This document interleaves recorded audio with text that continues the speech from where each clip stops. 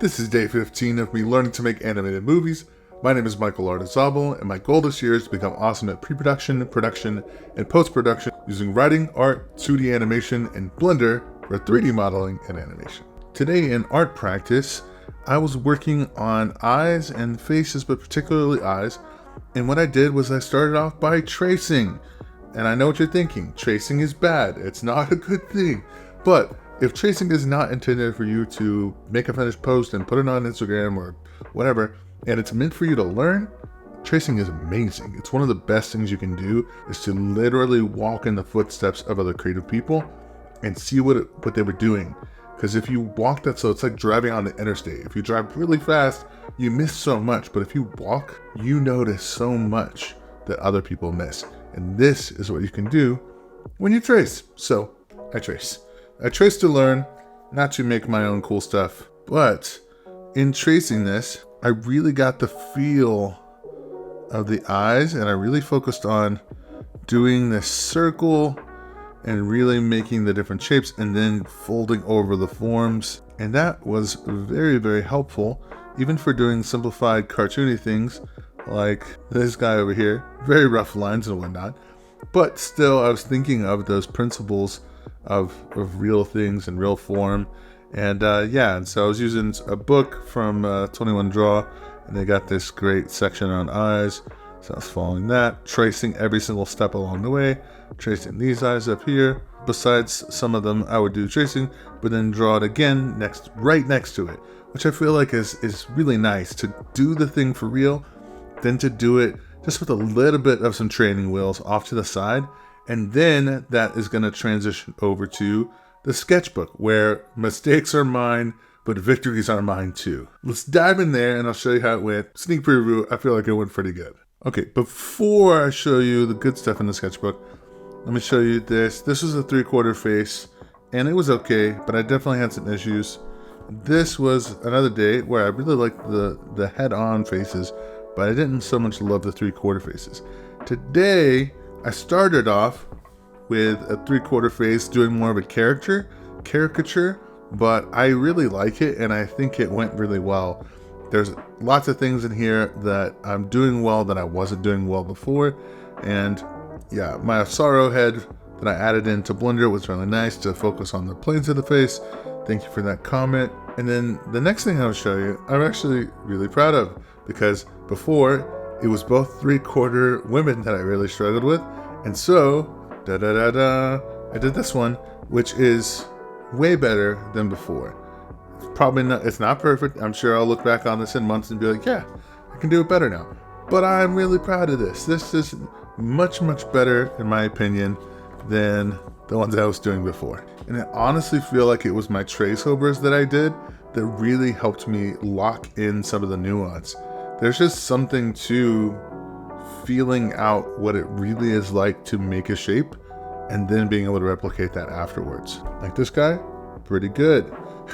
This cartoon little one, I actually really love. It makes me very happy. Now that I've traced over it, done it right next to the trace overs, and drawn from reference without tracing at all, I'm really excited to get into doing it from imagination and seeing how these skills show up when I'm just making it up.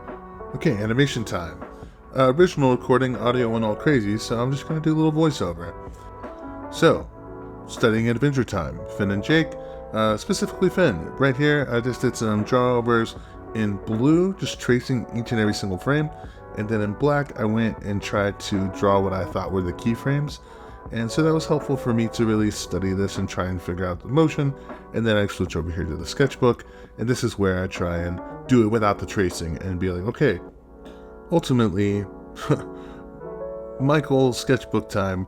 Had a good time, learned a lot, and I think the key pose thing was really helpful. But to think like, okay, how did the animators have to start? They started with an idea, then they found the storytelling poses of it, then they broke that down, and then did the in-betweens from there. And so I tried to think that way instead of just the trace overs. If I just traced, I don't think I would learn that much. But I think it's because I was really analyzing as I went. And a bonus, I found out the center line, I love how it got down to those little X's, and I thought that was pretty cool. So yeah, Blender time. If you've been watching my other videos, you'll be like, wait, have we gone back in time? Where did the epic sword in the stone go with the epic character? Well, I did that whole thing and it was really awesome, but I wanted to redo it to see if I can do it quicker and if I can anticipate the course's steps. So the more things I'm like, oh, I already know what to do, the more I know my knowledge is solidified. And the good news is, it's good and bad news. So far in redoing this, I actually forgot a good bit, which means it's important that I be practicing. Ultimately, I don't want to just be able to follow recipes. I don't want to have to watch a tutorial every single time I want to do something. So the first step to that is getting really good at the recipe, and then I'll slowly break out of it. So this time through, I'm just going to follow it all the way through, try and go as quick as I can, and do the sword way faster than the first time. Then I want to come in and do something where I don't do this exact design. I want to change it up a little bit, but mostly keep it the same. Then my goal is to recreate the Buster Sword from Final Fantasy VII. Because Final Fantasy VII was the very first PlayStation 1 game that I got. I mowed lawns over the summer in order to play this game, and I'm gonna make this sword. It's gonna be awesome. And then I'm gonna make something totally from my imagination. I'm gonna pull up references from lots of different stuff and decide the sword I want, probably draw it and sketch it up, and then make it amazing and make it awesome. And of course, I will also experiment with turning a person into a man made of swords because it's freaking cool and I can't wait to do that. But I'm getting ahead of myself. Right now, I'm just gonna do the boring but good thing and remake the sword. Let's talk writing. So writing time was really good. I had to do this thing this time where I essentially told the story like, like a bedtime story. More specifically, I was working on Act 1, being able to tell that like a bedtime story. And so this is kind of cool. It was kind of like Mad Libs. So it was like, once upon a time, there was a main character who was character flaw. When obstacle happened, he did this flaw-driven strategy. Then, unfortunately, there was a screw up, bad stuff happened, it didn't work. So, the main character decides to have a new goal. Woo! And because of that, they had to do the action that begins the story. So this is really fun for me. I have already done a lot of work on dreaming up what Act 1 was, but at this time, I really got to envision the reality of it. And as I was going, the juices started flowing so much that I actually just ended up writing a scene, and it was really cool, and it was really dark. I was like, whoa, this story is definitely not for kids. By the way, if this is your first time watching, I'm doing a Kung Fu revenge fantasy story, and the main character loses his wife and his right hand, makes a trade with a demon in order to kill all the people that are responsible. So he gains the power to go kill him himself so I'm not ready to share the specifics of that too much, but I thought this was really interesting, so I decided it would be really cool to share it, and there you go. I really like this exercise. I think it's really smart to tell it like a bedtime story or like a campfire story and just see what works and what doesn't even at this form. And so I highly recommend it. I'm excited in my next writing days to do Act 2A, Act 2B, and Act 3. I think it's going to be really insightful and exciting to see what pops out as I work on my story. All right, let's talk overall creative approach. How am I seeing it these days? Let's do it. Creative approach. Caricature, which is a hard word for me to spell and to say, is a really helpful tool. It's awesome. Caricature. If you don't know what that is, it's essentially like taking things to the extreme and making it a cartoon version. So instead of being a normal face, you might do like crazy eyes and just go super hardcore on the features instead of regular. And the idea is to make big and make very noticeable what is interesting about them, right? But the cool thing is you can do caricature not just in drawing, you can do it with everything. So a good example would be back in the day doing music. If I had a guitar pedal and I didn't know what one of the knobs did on it, I would just turn the knob all the way up. So if it goes from 1 to 10, I would turn it all the way to 10 and really crank it while I'm playing the guitar. And then I would turn it all the way down to 0 while playing it and hear what that sounds like. And then I would go in the gradual mushy middle to see what the effect sounds like in between.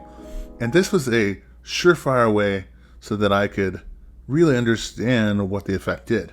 And I think that's what caricature is really doing for me in art, and I think it also works in writing, really anything. So this has become one of my go-to tools. Also, I feel like I really am figuring out an even better learning process for myself as I've gone into like the tracing idea. This is not a new idea in the world, this is not a new idea to me, but it's one of the ideas that has really gone to the wayside for a long time, and bringing it back feels really good. The first time I did it was back in music school, and we would actually just go and study from sheet music, and I would literally copy the sheet music so that I could understand what the composer was thinking, and then from there it's like it became my knowledge instead of just their knowledge. And then once I've done the breakdown, take all the influences, all the things that I've ever broken down, and then create my own music that was totally different but really cool, so on and so forth. All right, let's do a creative check-in. How am I doing emotionally speaking when it comes to my creativity? I would say that I am tired, definitely, but I'm not overwhelmed, I'm not sad. I'm actually very, very happy. So tired and happy, I think, is right. Today was a great learning day. I really feel like I'm solidifying some knowledge when it comes to animation and to art and to story, and it just feels good overall to have the light bulb moments time and time again. I'm going to try my best over the upcoming days to get my stuff done sooner or accordion the schedule down a little. And my goal is I really do want some nighttime chill times. And so far I've been doing a great job. Right now I'm filming this and it's nighttime, but that's okay. It's still fun. I'm really enjoying myself. I've noticed that if I do this and I let myself feel any stress or pressure, then it's not so fun. But if I take my time and I let myself enjoy the introspection and enjoy the sharing of my passion with you, then it becomes really fun. I'm having a blast, honestly. In closing, it feels too good to have another day in the books.